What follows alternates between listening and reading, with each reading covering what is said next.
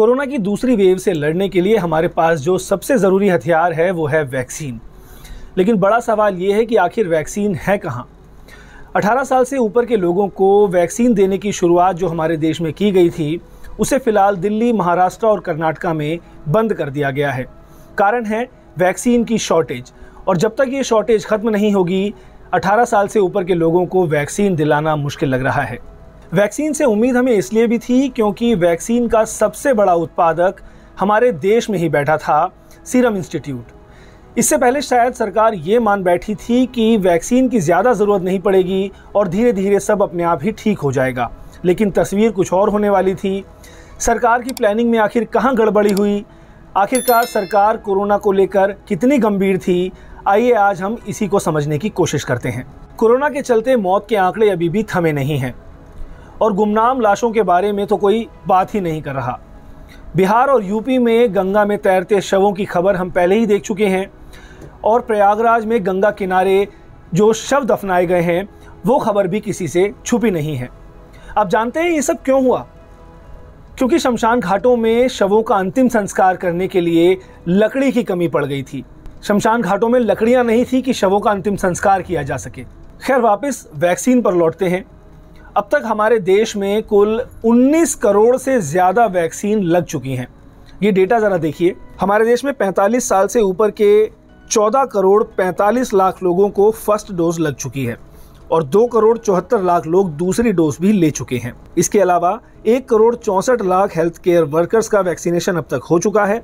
इनमें से 97 लाख को पहली डोज और 67 लाख को दूसरी डोज लग चुकी है। ऐसे ही कुल 2 करोड़ 32 लाख फ्रंटलाइन वर्कर्स भी वैक्सीन लगवा चुके हैं, जिनमें से 1 करोड़ 49 लाख को पहली डोज और 83 लाख को दूसरी डोज भी लग चुकी है। 18 साल या उससे ज़्यादा उम्र वालों को भी 92 लाख से ज़्यादा वैक्सीन दी जा चुकी हैं।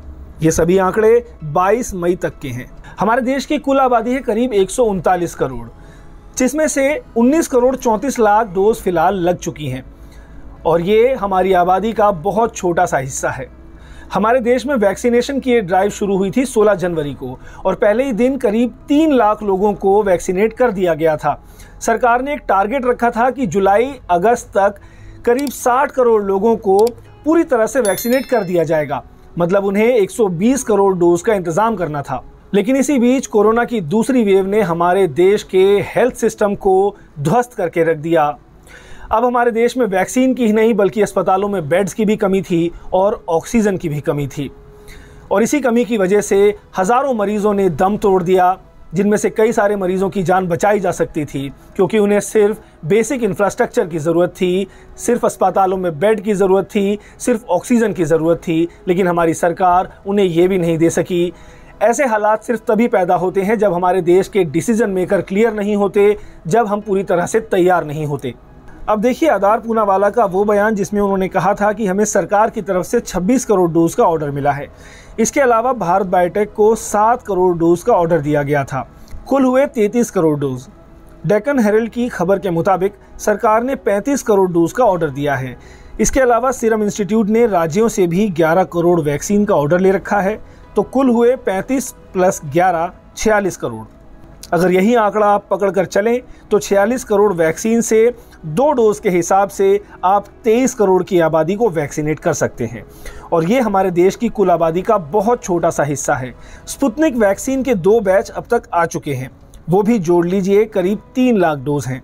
उसमें भी अभी वक्त है, जबकि अमीर देशों ने अपनी आबादी को कई बार वैक्सीन देने जितनी मात्रा को स्टोर कर लिया है। लेकिन हमारी सरकार ने तो सीरम इंस्टीट्यूट को पेमेंट भी 28 अप्रैल को की थी, जब कोरोना ने कहर मचाना शुरू कर दिया था। अब आप केंद्रीय शहरी विकास मंत्री हरदीप सिंह पुरी का ये ट्वीट देख लीजिए, जिसमें उन्होंने लिखा है, इंडियाज फाइट अगेंस्ट कोविड-19 continues undaunted. Just a gentle reminder to those fuelling hesitancy and panic, more than 18 crore vaccine doses administered so far. Advance orders for May, June and July 2021 have been placed with the 2 manufacturers and payments have been made. नीचे payments का भी ब्यूरो दिया हुआ है।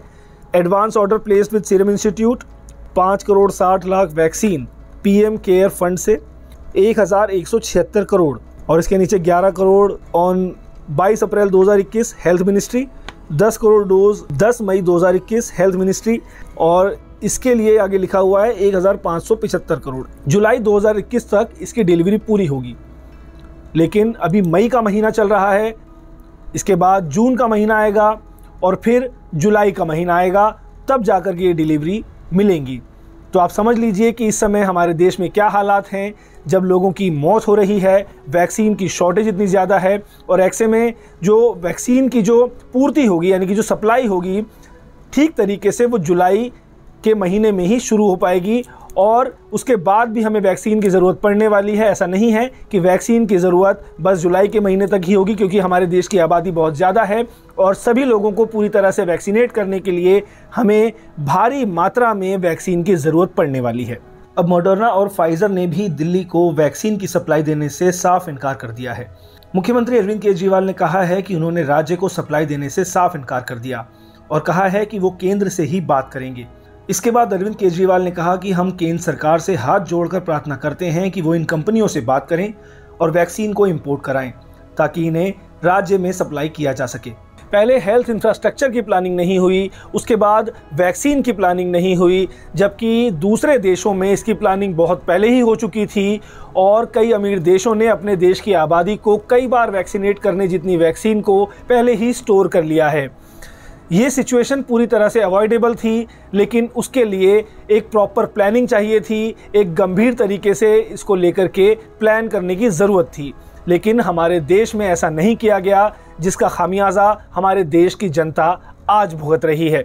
जो समस्या हम इन दिनों झेल रहे हैं वो समस्या हम कभी ना झेलते, क्योंकि वैक्सीन का उत्पादन हमारे देश में भी शुरू हो चुका था, और अगर प्लानिंग गंभीरता के साथ की जाती, अगर तरीके के साथ प्लानिंग की जाती, तो ये समस्या हमारे सामने कभी ना आती। ऐसा लगता है कि सरकार पहले से ही सेलिब्रेशन मोड में आ गई थी, सरकार का ध्यान कोरोना से हट गया था और इलेक्शन की तरफ चला गया था, और यही वजह है कि आज हमारा देश इस संकट में फंसा हुआ है। और इसी के चलते ये भी कहना गलत नहीं होगा कि हमें वैक्सीन के लिए दूसरे देशों पर निर्भर होना पड़ रहा है। अब अगर हमें पूरे देश की जनता को वैक्सीनेट करना है तो इसके लिए हमें काफ़ी समय तक इंतज़ार करना पड़ेगा, क्योंकि 100 करोड़ की आबादी को कम से कम वैक्सीनेट करना है, और 100 करोड़ की आबादी को वैक्सीनेट करने के लिए 200 करोड़ डोजेस का इंतज़ाम करना पड़ेगा, जो इस साल तो मिशन इम्पॉसिबल ही लग रहा है।